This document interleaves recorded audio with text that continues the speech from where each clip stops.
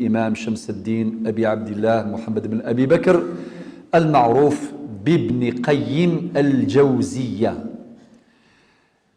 هذا الكاتب عالم من علماء الأمة. هذا الكاتب درة من درر العلم الشرعي.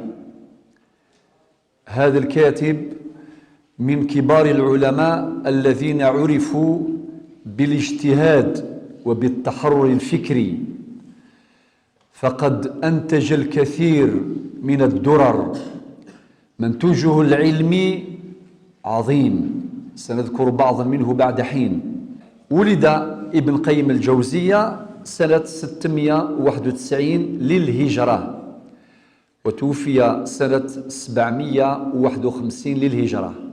إيلول 691، إيموث 751، يعني عاش 60 سنة.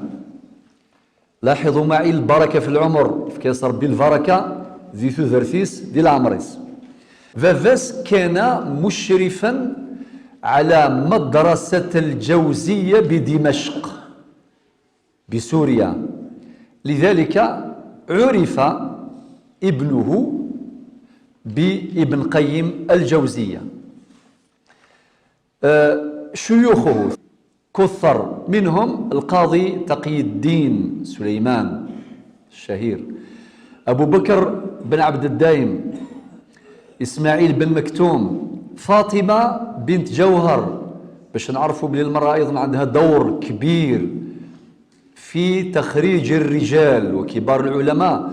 حينما نتحدث عن ابن قيم الجوزية نتحدث أيضا عن علماء وحفاظ، صاروا حفاظا، نالوا درجة الحافظ في علوم الشريعة وفي الدين الإسلامي، وممن أطرهم نساء. من شيوخ ابن قيم الجوزية ابن تيمية الذي تأثر به كثيرا. تلاميذه كثيرون، منهم ابن كثير معروف، الحافظ ابن كثير هو صاحب كتاب صاحب البداية والنهاية. وكذلك من تلاميذ ابن قيم الجوزية الحافظ ابن رجب البغدادي الحنبلي، صاحب الكتاب الشهير طبقات الحنابلة. عن شهادات العلماء، كثير من العلماء اللي ذكروا عليه الشهادات مهمة. أذكر على سبيل المثال ابن حجر العسقلاني. ابن حجر العسقلاني ماذا كان يقول عن ابن قيم الجوزية؟ كان واسع العلم، عارفا بالخلاف ومذاهب السلف. ابن رجب أشو دينا؟ تفقه في المذهب وبرع وأفتى ولازم الشيخ تقي الدين وأخذ عنه، وتفنن في علوم الإسلام، وكان عارفا بالتفسير لا يجار فيه، وبأصول الدين وإليه فيهما المنتهى، وبالحديث ومعانيه وفقهه ودقائق الاستنباط إلى آخر، وبالفقه وأصوله وبالعربية وله فيها اليد الطولى، وبعلم الكلام وبكلام أهل التصوف وإشاراتهم ودقائقهم. هذا الوصف في الحقيقة وصف جامع يترجم ويبين يعني ويوضح لنا هذه الكتب التي ألفها وورثها لنا ابن قيم الجوزية، وسأذكر بعضا منها بعد حين. مصنفاته يعني شو كتابين ديجا كثيرة جدا. أذكر على سبيل المثال بعض هذه الكتب التي عن يميني. في كتابين يكتب ابن قيم الجوزية من كتبه ومن مؤلفاته ومن أسفاره الجليلة كتاب أسماء الله الحسنى. هذا الكتاب، هذا السفر الجليل الجميل.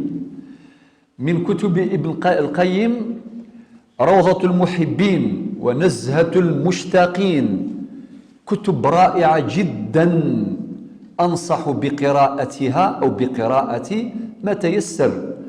من كتبه أيضا كتاب عدة الصابرين وذخيرة الشاكرين.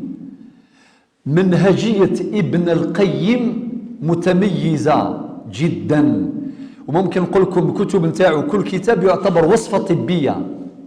في كتاب ابن القيم أما كند الوصفة غادي يخدم طبيب كيف كيف، واحد العمق واحد الفهم، يعني شيء عجيب. أتزرد باللي ربي يطفى فوس، ربي وفقيف، ربي يسرس الأمور. كتاب آخر في سيرة النبي صلى الله عليه وسلم كتاب زاد المعاد في هدي خير العباد، كتاب أيضا طبعا في مجلدات، طبعا اخترت فقط المجلد الأول فقط، يعني كاين كتب كثيرة في أجزاء وفي مجلدات، أذكر فقط العناوين. كتاب زاد المعاد. إلى كتاب آخر مهم جدا في السياسة الشرعية لا يمكن الاستغناء عنه، الطرق الحكمية في السياسة الشرعية. لا يمكن الاستغناء عن هذا السفر الجليل في مجال السياسة الشرعية.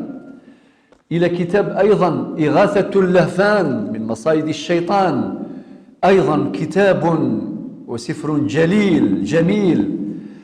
كتاب الجواب الكافي لمن سأل عن الدواء الشافي، الداء والدواء.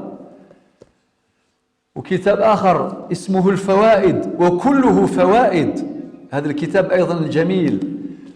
وفي كتاب الوابل الصيب من الكلم الطيب أيضا لابن القيم.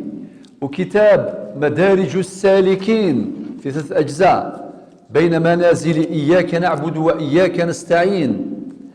وكتاب آخر يعني الجواب الكافي. ولاحظوا 60 سنة ماذا ترى؟ طبعا 60 سنة كامل العمر، لا يبدأ في التأليف منذ العام الأول.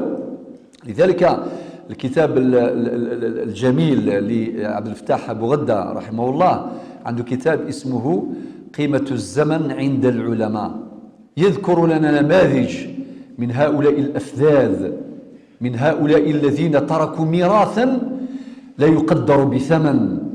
لذلك من أراد أن يكون وارثا